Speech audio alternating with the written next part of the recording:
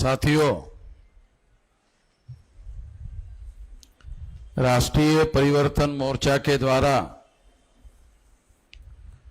बहुजन मुक्ति पार्टी के समर्थन में विधानसभा न्याय परिवर्तन यात्रा सारे महाराष्ट्र में निकल रही है। आज आपके यहां जामनेर में आकर पहुंची है। सबसे पहले आप लोगों ने राष्ट्रीय परिवर्तन मोर्चा के कार्यक्रम की बड़े पैमाने पर तैयारी की और बहुत भारी संख्या में यहां आप उपस्थित रहे। इसके लिए सबसे पहले मैं आप सभी लोगों का धन्यवाद ज्ञापन करता हूं। साथियों, इस देश में हम लोगों का जो संवैधानिक वोट का अधिकार है, इसके लिए हमारे महापुरुषों के द्वारा बहुत भारी संघर्ष किया गया है। दुनिया में बहुत सारे ऐसे देश हैं जहां वोट के अधिकार के लिए बहुत बड़ा खून खराबा हुआ है, मगर भारत में जब संविधान लिखने का बाबा साहब आम्बेडकर को अवसर मिला, तब उन्होंने हर 21 साल के व्यक्ति को, चाहे वो शेड्यूल कास्ट के लोग हो, चाहे वो आदिवासी लोग हो, चाहे वो पिछड़े वर्ग ओबीसी के लोग हो, चाहे वो माइनॉरिटी के लोग हो, तो तमाम लोगों के लिए एडल्ट फ्रेंचाइज की, प्रौढ़ मताधिकार की व्यवस्था की। चाहे स्त्री हो पुरुष हो, उन सभी लोगों को वोट का अधिकार बहाल किया गया। अभी आने वाले समय में दिसंबर माह में महाराष्ट्र का विधानसभा का कार्यकाल समाप्त होने जा रहा है। विधानसभा का जो 5 साल का कार्यकाल होता है वो समाप्त होने को जा रहा है, और इसलिए इसके पहले कि दिसंबर में यह कार्यकाल समाप्त हो जाए, उसके पहले ही ये संवैधानिक बाध्यता है कि नए विधानसभा का गठन हो। इसके लिए आने वाले समय में चुनाव होने वाला है। तो इस चुनाव में हम लोगों को क्या करना चाहिए, ये है हमारे सामने बड़ा सवाल कि हम लोगों को क्या करना चाहिए। हम लोगों को क्या करना चाहिए, ये जानने समझने के लिए आज तक हमारे लोगों ने क्या किया। जो 3.5% ब्राह्मण लोग हैं, उन लोगों ने इस देश में 1885 को कांग्रेस की स्थापना की, और स्थापना करने वाले लोग चटर्जी, मुखर्जी, बनर्जी, गोखले, तिलक, आगरकर, ये ब्राह्मण लोग थे। हम लोगों को इसके बारे में ठीक से जानकारी नहीं है। जब ब्राह्मणों ने कांग्रेस की स्थापना की और अंग्रेजों के गुलामी से आजादी का आंदोलन शुरू किया, तो वो हमारे आजादी का आंदोलन नहीं था, वो ब्राह्मणों के आजादी का आंदोलन था। इसलिए 15 अगस्त 47 को जब अंग्रेज भारत छोड़कर चले गए, तो 15 अगस्त 47 को अंग्रेजों की जगह ब्राह्मणों को सत्ता ट्रांसफर किया गया, हस्तांतरण किया गया, और अंग्रेज विदेशी थे, चले गए। अंग्रेज नाम के विदेशी चले गए और ब्राह्मण नाम के विदेशी भारत के हुक्मरान हो। एक विदेशी चला गया, फिर दूसरा विदेशी आ गया। हमारे लोगों को पता ही नहीं है, अभी भी पता नहीं है, अभी भी जानकारी नहीं है। अगर अंग्रेज विदेशी होने की वजह से गलत थे, अंग्रेज विदेशी होने की वजह से हम पर राज करने के लिए लायक नहीं थे, तो ब्राह्मण किस आधार पर लायक थे? डीएनए के अनुसार ये बात प्रमाणित हो गई, सिद्ध हो गई कि ब्राह्मणों का डीएनए यूरेशियन लोगों का डीएनए है। जैसे अंग्रेज लोगों का डीएनए विदेशी था, वैसे यूरेशियन लोगों का डीएनए भी विदेशी है। और यूरेशियन लोगों का डीएनए और ब्राह्मणों का डीएनए एक है। तो यूरेशिया में रहने वाले जो लोग हैं वो विदेशी लोग हैं, उनका डीएनए रखने वाले ब्राह्मण आज भारत में हुक्मरान है, भारत का शासक वर्ग है। यानी भारत का प्रधानमंत्री नरेंद्र मोदी है, वो पिछड़े वर्ग का आदमी है, मगर वो पिछड़े वर्ग का आदमी नॉमिनेटेड प्राइम मिनिस्टर है, and nominated by Brahmins, not only Brahmin but RSS Brahmin, तमाम ब्राह्मण लोग हैं। क्योंकि कांग्रेस ब्राह्मणों की संगठना है, बीजेपी ब्राह्मणों की संगठना है। एक ब्राह्मण जाता है, दूसरा ब्राह्मण आता है, यानी सत्ताधारी पार्टी जो है वो बदलती है। कांग्रेस के जगह बीजेपी आती है, बीजेपी की जगह कांग्रेस आती है, और आती है पार्टी अलग अलग, मगर शासक वर्ग ब्राह्मण ही होता है। ये बात हमारे समझ में आना बहुत जरूरी है। कांग्रेस जाती है, बीजेपी आती है, बीजेपी जाती है, कांग्रेस आती है, शासक वर्ग ब्राह्मण ही रहता है। क्योंकि कांग्रेस की स्थापना ब्राह्मणों ने की, बीजेपी की स्थापना पंडित अटल बिहारी वाजपेयी ने की। नॉर्थ इंडिया का जो ब्राह्मण है पंडित अटल बिहारी वाजपेयी, उन्होंने की। तो इसका मतलब यह है कि एक ब्राह्मण जाता है, दूसरा ब्राह्मण आता है, और उनकी पार्टियां आती है, तो इसका मतलब है शासक वर्ग जो है, चाहे चुनाव के द्वारा कोई भी बदलाव होता हो, ब्राह्मण ही डायरेक्ट और इनडायरेक्ट सत्ता में रहता है। जब सबसे पहले पंडित जवाहरलाल नेहरू देश के प्रधानमंत्री बने, तो उनकी संख्या 3.5% थी। उनको मालूम था कि 3.5% वाला आदमी 3.5% वोटों के आधार पर ग्राम पंचायत में पंच चुनवा कर नहीं ला सकता, तो ग्राम पंचायत का सरपंच कैसे बन सकता है? जो ग्राम पंचायत का सरपंच नहीं बन सकता, वो देश का प्रधानमंत्री कैसे बनेगा? ये जवाहरलाल नेहरू जी जानते थे। इसलिए जवाहरलाल जी ने कहा,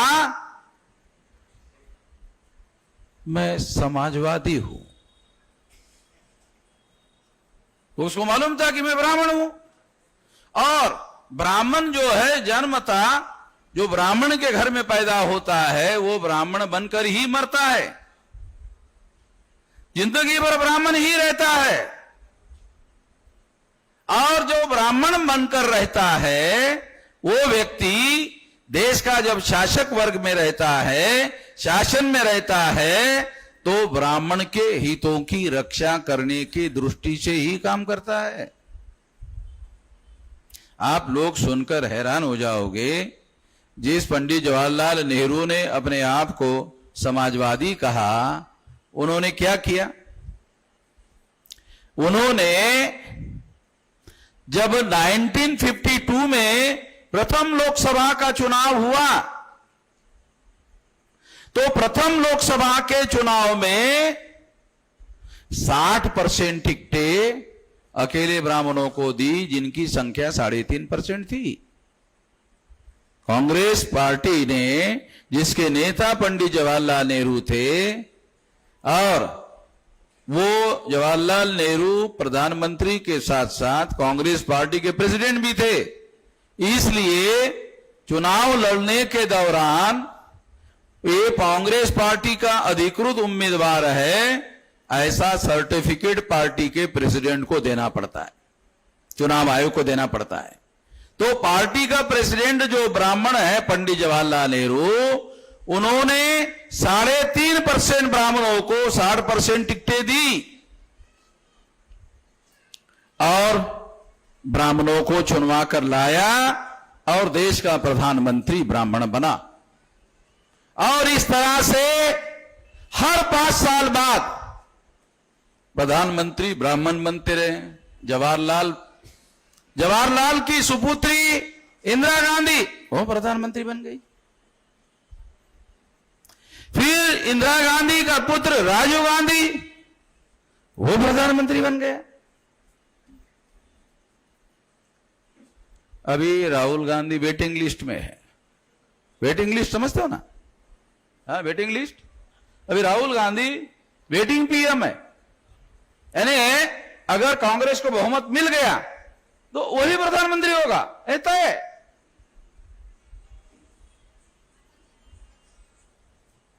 इसका मतलब यह है कि हम लोग जो बहुसंख्यक लोग हैं, एससी एसटी ओबीसी माइनॉरिटी के लोगों की संख्या 85% से ज्यादा है। एससी एसटी ओबीसी की संख्या 74.5% है और केंद्र में बहुत बार 30, 32, 34% पर सरकारें बनी। क्यों बनी? इतनी कम वोटों पर सरकारें क्यों बनी? क्योंकि कांग्रेस के विरोध में 10-10, 20-20, 25-25 पार्टियां विरोध में रहती थी। कांग्रेस को 30-32% वोट पड़ते थे और विरोधी पार्टी के लोगों को 67% मिलते थे। यानी कांग्रेस के विरोध में 65%, 66%, 67% वोट पड़ते थे, मगर उनका प्रधानमंत्री नहीं होता था क्योंकि वो 40-50 पार्टियों में विभाजित हो जाते थे। किसी पार्टी को 1%, किसी को 2%, किसी को 4%, किसी को 5%, ऐसे वोट पड़ते थे। अकेली कांग्रेस पार्टी होती थी जिनको 30-32% मिलता था। 30-32% वोटों पर कांग्रेस ने दिल्ली में राज किया। क्यों? हम लोग बिखरे हुए क्यों हैं? ये ब्राह्मणों ने इस देश में 6,500 जाति के टुकड़ों में हमारे लोगों को बांटा। Schedule caste, schedule tribe, backward class, ये तीनों की 6,500 जाति के टुकड़े हैं। तो हम लोगों को ब्राह्मणों ने इस देश में 6,500 जातियों के टुकड़ों में बांटा हुआ है। एक जाति दूसरे जाति के ऊपर या नीचे है और उनका आपस में मेल नहीं है, अविश्वास है, लड़ाई है, झगड़ा है, और ये हजारों सालों से ब्राह्मणों ने लगा रखा है। ब्राह्मण हमारे लोगों को कहते रहे कि अंग्रेजों ने डिवाइड एंड रूल पॉलिसी लागू किया, विभाजित किया और राज किया। सही नहीं है, गलत बात है। ब्राह्मणों ने ये जो कहा अंग्रेजों के बारे में, ये बात सही नहीं है। अंग्रेजों ने ब्राह्मणों से सीखा, यानी ब्राह्मण अंग्रेजों के भी गुरु थे विभाजन के सिद्धांत पर। जो विभाजन का सिद्धांत है वो अंग्रेजों ने ब्राह्मणों से सीखा और उसे अमल में लाया और 200 साल तक राज किया। साथियों, इस बात को हम लोगों को, तमाम लोगों को समझना बहुत ज्यादा जरूरी है। ब्राह्मण लोग एससी एसटी ओबीसी को क्या कहते हैं? वो मुसलमान हैं और मुसलमानों के साथ एससी एसटी ओबीसी के लोगों को लड़ा देता है, झगड़ा लगा देता है। जब झगड़ा लगाने के बाद फसाद होता है, फसाद होने के बाद दूसरे दिन एससी एसटी ओबीसी के लोग सारे के सारे हिंदू हो जाते हैं। कभी किसी एससी एसटी ओबीसी के लोगों ने किसी ब्राह्मण को देखा कि एससी एसटी ओबीसी के बस्ती में आकर उन्होंने हिंदू धर्म के श्रेष्ठ सिद्धांतों का प्रचार किया? किसी ब्राह्मण का नाम जानते हो जो एससी एसटी ओबीसी के बस्ती में आकर हिंदू धर्म के श्रेष्ठ सिद्धांतों का प्रचार किया? अरे है ही नहीं श्रेष्ठ सिद्धांत, कहां से प्रचार करेगा? जो 6,000 6,500 जाति के टुकड़ों में बांटने वाले जो लोग हैं, उनके पास कौन सा श्रेष्ठ सिद्धांत है? कोई श्रेष्ठ सिद्धांत नहीं है। उन्होंने हमारे लोगों को इतने ज्यादा टुकड़ों में बांटा, उनके पास कोई श्रेष्ठ सिद्धांत नहीं है। और किसी ब्राह्मण ने हमारे एसटी एसटी ओबीसी के बस्ती में आकर हिंदू धर्म के श्रेष्ठ सिद्धांतों का प्रचार किया, ऐसा कोई उदाहरण नहीं है। इस आधार पर मैं कहता हूं, एससी के लोग हिंदू नहीं है, एसटी के लोग हिंदू नहीं है, ओबीसी के लोग हिंदू नहीं है। तो आजकल देश में आजादी हासिल करने के बाद आरएसएस के लोगों ने खास तौर पर अभी 10 साल से पहले जब केंद्र में सरकार आई बीजेपी की, तब से हिंदू मुसलमान का मामला ज्यादा चलाया। अभी ये 10 साल में हिंदू मुसलमान का मामला ज्यादा चल रहा है। तो हिंदू मुसलमान का मामला क्यों चलाया जाता है? कभी हमारे लोगों ने सोचा? नहीं सोचा। बताता हूं कि हिंदू मुसलमान का मामला क्यों चलाया जाता है। साथियों, ब्राह्मणों की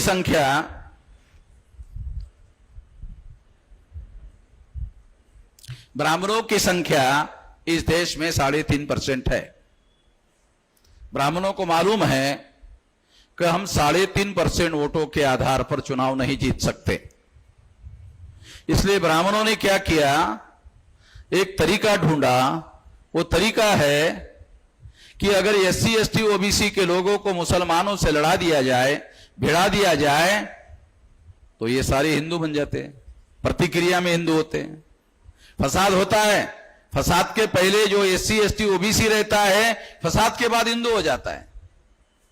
इसका मतलब है हिंदू नहीं है, एससी एसटी ओबीसी हिंदू नहीं है, वो प्रतिक्रिया में हिंदू हो जाता है।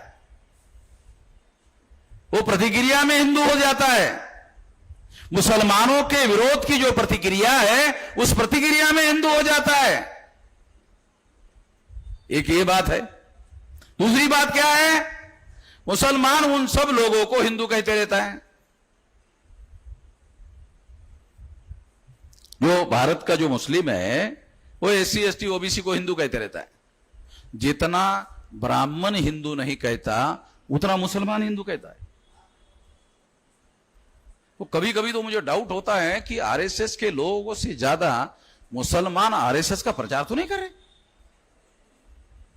बहुत बार मैं ऐसा आइसोलेशन में सोचते रहता हूं कि ये मुसलमान आरएसएस का इनडायरेक्टली प्रचार तो नहीं कर रहे।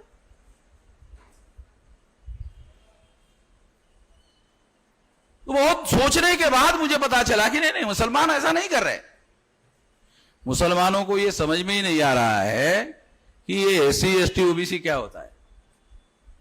ये जो हजारों सालों की व्यवस्था है, इसका मुसलमानों की लीडरशिप के द्वारा जो अभ्यास होना चाहिए था, पाकिस्तान बनने के बाद अभ्यास करने वाले मुसलमानों के लीडर पाकिस्तान चले गए, तो मुसलमान लीडरलेस हो गया और मुसलमानों का आजाद भारत में कांग्रेस नेता हो गया। कांग्रेस के नेता मुसलमानों के नेता हो गए।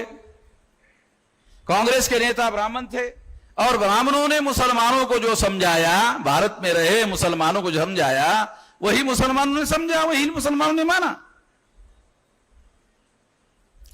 मगर ये बात सही नहीं है कि एससी एसटी ओबीसी के लोग हिंदू है। एससी को संविधान के अनुसार शेड्यूल कास्ट के नाम पर अधिकार मिले हैं, हिंदू के नाम पर नहीं है। क्या मुसलमानों को पता है? शेड्यूल कास्ट को एजुकेशन के लिए रिजर्वेशन, सर्विसेज के लिए रिजर्वेशन और पॉलिटिक्स के लिए रिजर्वेशन, ये रिजर्वेशन शेड्यूल कास्ट के नाम पर मिला हुआ है, हिंदू के नाम पर नहीं मिला हुआ। शेड्यूल ट्राइब को शेड्यूल ट्राइब के नाम पर मिला हुआ है, ओबीसी को ओबीसी के नाम पर मिला हुआ है। ये अधिकार हिंदू के नाम पर नहीं मिला है।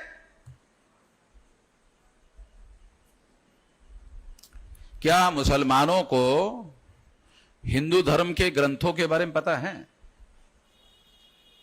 हिंदू धर्म के जो धर्म ग्रंथ है वो सारे ब्राह्मणों के धर्म ग्रंथ है। तो ब्राह्मणों के धर्म ग्रंथ हिंदुओं के धर्म ग्रंथ कैसे हो गए? क्या पता है मुस्लिम लोगों को कि जो ब्राह्मणों के धर्म ग्रंथ है, वेद, श्रुति, स्मृति, पुराण, रामायण, महाभारत, गीता, सारे के सारे ब्राह्मणों ने लिखा। एक भी गैर ब्राह्मण नहीं है जिन्होंने ये लिखा। ये ब्राह्मणों के द्वारा ब्राह्मणों के लिए लिखे हुए, और उसमें एक प्रमुख सिद्धांत है वर्ण व्यवस्था का। वेद, श्रुति, स्मृति, पुराण, रामायण, महाभारत, गीता, सारे धर्म ग्रंथ वर्ण व्यवस्था का समर्थन करते हैं। कितने मुसलमानों को पता है? पता नहीं है। और अगर वर्ण व्यवस्था का समर्थन करते हैं तो ब्राह्मणों ने इसे वर्ण व्यवस्था का समर्थन करने के लिए लिखा, तो ये ब्राह्मणों के धर्म ग्रंथ है। ये एससी, एसटी, ओबीसी के धर्म ग्रंथ कैसे हो सकते हैं जिसमें उन्होंने उनको गुलाम बनाया? वर्ण व्यवस्था में जो शूद्र वर्ण के लोग हैं, ऐसा ब्राह्मण कहते हैं, वही आज के तारीख में ओबीसी है। आजादी मिलने के बाद ओबीसी के लोगों को ब्राह्मणों ने हिंदू के भ्रम में रखा। इसी वजह से ओबीसी के लोगों को आरक्षण मिलने के लिए 92 में आरक्षण मिला, ब्राह्मणों के भ्रम में और झांसे में रहने की वजह से। जो एससी एसटी के लोग बाबा साहब अंबेडकर के प्रभाव में थे, उनको आरक्षण का अधिकार 26 जनवरी 1950 से मिल गया। और उनके आईएएस, आईपीएस, आईआरएस अधिकारी पदाधिकारी हो गए। जब ओबीसी ने देखा, रे ये शेड्यूल कास्ट, शेड्यूल ट्राइब के आईएएस, आईपीएस, आईआरएस अधिकारी हो रहे, तो देखा देखी, फिर उनको लगा, फिर उन्होंने सोचा, फिर उसके बाद मंडल कमीशन के माध्यम से ओबीसी के रिजर्वेशन का मामला खड़ा हुआ। जब दिल्ली में काशीराम जी ने ओबीसी का मंडल कमीशन लागू करने के लिए बहुत बड़ी रैली आयोजित की, उस रैली को विफल करने के लिए कि ओबीसी उस रैली में नहीं जाना चाहिए, विश्वनाथ प्रताप सिंह ने मंडल कमीशन लागू कर दिया। तो ओबीसी को भी काशीराम जी की वजह से ही रिजर्वेशन मिल गया है। पता ही नहीं किसी को। हम तो लड़ाई लड़ रहे हैं, तो हमको तो डेट वाइज मालूम है। हम तो कॉन्शियस लड़ाई लड़ रहे हैं, प्लानिंग बनाकर लड़ाई लड़ रहे हैं, इसलिए हम इस बात की जानकारी रखते हैं। तो ये सारे जो लोग हैं हमारे एससी, एसटी, ओबीसी के, जिनकी संख्या 74.5% है, ये लोग इस देश में जागृत हो रहे हैं। ये जागृत हो रहे हैं और इनको अपने वोट का वैल्यू समझ में आ रहा है। जैसे ही इनको वोट का वैल्यू समझ में आ रहा है, वैसे ही ब्राह्मणों को लगा, अरे तो जागृत हो रहे हैं तो अपनी सत्ता बना लेंगे। दिल्ली में इनकी सत्ता आ सकती है, वोट तो है ही है इनका, जा करके बस डालना है तो बटन दबाना है, कुछ करना ही नहीं। चाकू, छुरी, बंदूक, गोली कुछ चला दे ही नहीं है, केवल बटन दबाना है।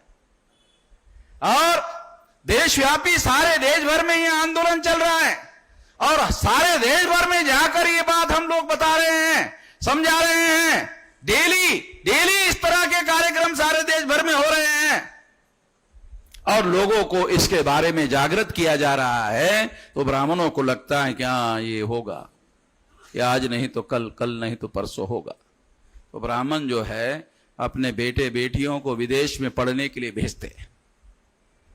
ब्राह्मण अपने बेटे बेटियों को विदेश में पढ़ने के लिए भेजते हैं, फिर उनको कहते हैं बेटा अच्छी नौकरी उधर मिल जाए, उधर ही रह जाना। इधर कुछ नहीं है, इधर अपना कुछ नहीं है, और तेरे को अच्छी नौकरी मिल जाए और वहां रहने की कोई व्यवस्था हो जाए और घर अच्छा हो जाए, तो हम माँ बाप तुम्हारे, अगर उनको भी रहने की जगह हमको भी बुला लेना। यहाँ कुछ है नहीं, हमारा कोई भविष्य नहीं है। जा रहे, उनको मालूम हो रहा है, लोग जागृत हो रहे हैं, लोगों को मालूम हो रहा है। जब अंग्रेज विदेशी थे, लोगों को मालूम हो गया, अंग्रेजों के विरोध में लोगों ने आंदोलन किया कि तुम विदेशी हो, भारत पर राज नहीं कर सकते। ब्राह्मण विदेशी है, ऐसा लोगों को मालूम हो रहा है। अभी मेरे मिसेस ने मोबाइल में मुझे अभी आते आते एक चित्र दिखाया, एक 6 महीने का बच्चा दूसरे 6 महीने के बच्चों को कह रहा है, अब तेरे को कुछ पता है? वो बोलता नहीं, ब्राह्मण विदेशी है। 6 महीने का बच्चा, 2 बच्चे हैं तो 6 महीने का बच्चा वो दूसरे बच्चों को बोल रहा है, तेरे को कुछ पता है? पता नहीं क्या? ब्राह्मण विदेशी है। तो ब्राह्मण को समझ में आ रहा, 6 महीने वालों को भी मालूम हो रहा है अपना तो कोई भविष्य है नहीं भैया। साथियों, तो मेरा ऐसा मानना है कि ज्यादा समय नहीं है, 2030 तक ये 6 लाख गांव का आंदोलन हम लोग बना लेंगे। 18 साल 4-5 महीने की मेरी उम्र थी तब से मैं ये काम कर रहा हूं। अभी मेरी उम्र 67 चल रही है, तो लगभग 50 साल से ये लड़ाई लगातार लड़ रहा हूं। 50 साल से। और अभी भी मैं ऐसे टाइट में ही खड़ा हूं। ये लड़ाई जो है, मैदान मैंने अभी छोड़ा नहीं है, ये अभी भी मैं इस लड़ाई को लड़ रहा हूं। और इस लड़ाई को ज्यादा अब समय लगने वाला नहीं है। 2030 तक ये आंदोलन 6 लाख गांव का आंदोलन हो जाएगा, ज्यादा नहीं। जितने लोगों ने तालियां बजाई उतने लोगों ने भी डिसाइड कर लिया तो पहुंच जाएगा।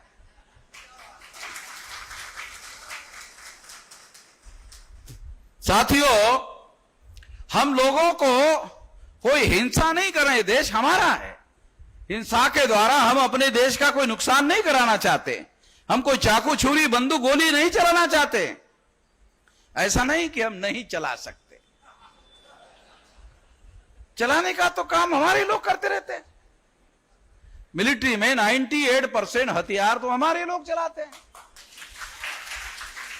जो कमांडर है वो ब्राह्मणों के होते होंगे, मगर फौजी तो हम ही होते हैं। चाइना के विरोध में अभी भी बॉर्डर में लड़ना हो -डिग्री टेम्परेचर में, पाकिस्तान के विरोध में लड़ना हो तो हमारे ही लोग लड़ाई लड़ते हैं। तो लड़ाई तो हम लोग लड़ते हैं, मगर हम लोगों को कुछ बातों की जानकारी समझाना जरूरी है। वो कौन सी जानकारी? अभी बहुत हो गया दूसरों की लड़ाई लड़ते लड़ते, दूसरों की लड़ाई लड़ रहे हैं।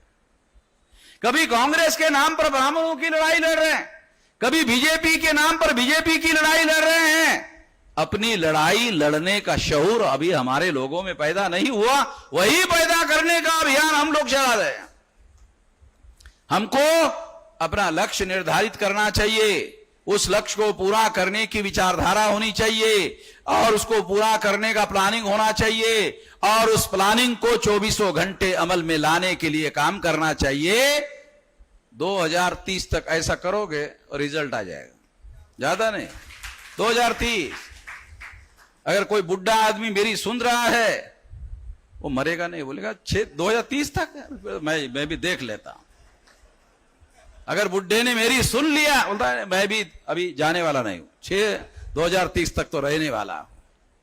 तो क्यों ऐसा कह रहा हूं? उम्मीद पर दुनिया कायम होती है। कभी कभी कोई आदमी डेथ बेड पर होता है, मरने के बेड पर होता है और अपने रिश्तेदारों को कहता है कि मेरा बेटा दिल्ली में नौकरी करता है, जरा बोलो मैं आखिरी बार एक बार उसको देख लेना चाहता हूं। तो वो आने तक मरता ही नहीं है, मालूम है ना? मैं तो जानता हूं, वो जब तक नहीं आता है तब तक जिंदा ही रहता है, आखिरी तक जिंदा रहता है। और जब आता है और देखता है आ गया, हाँ बस हो जाए, वो अटका हुआ रहता है। उम्मीद पर दुनिया कायम है। ये दुनिया है उम्मीदों पर टिकी हुई है। उम्मीद होनी चाहिए, आशा होनी चाहिए। निराश आदमी आत्महत्या करता है। जो आशावादी है वो बदलाव करने का काम करता है, परिवर्तन करने का काम करता है। जो हमारे साथ आते हैं वो आशावादी हो जाता है। बोलता 6 साल, बुढ़ा हूं मगर फिर भी मैं अभी जाने वाला नहीं हूं, मैं भी देख लूंगा। 9 अगस्त 1942 को गांधी जी ने क्विट इंडिया मूवमेंट चलाया था, भारत छोड़ो आंदोलन चलाया था। और जब भारत छोड़ो आंदोलन चलाया था तो 1942 की बात है, उसके कुछ ही साल बाद आजादी मिली। हम लोग भी एक क्विट इंडिया मूवमेंट की तरह तैयारी कर रहे हैं। गांधी जी ने भारत छोड़ो आंदोलन चलाया था अंग्रेजों के विरोध में, हम ब्राह्मणों को कह रहे हैं केंद्र की सत्ता छोड़ दो। अगर सुरक्षित रहना चाहते हो भारत में, अगर सुरक्षित रहना चाहते हो, नहीं तो तुम्हारा जीवन खतरे में पड़ेगा।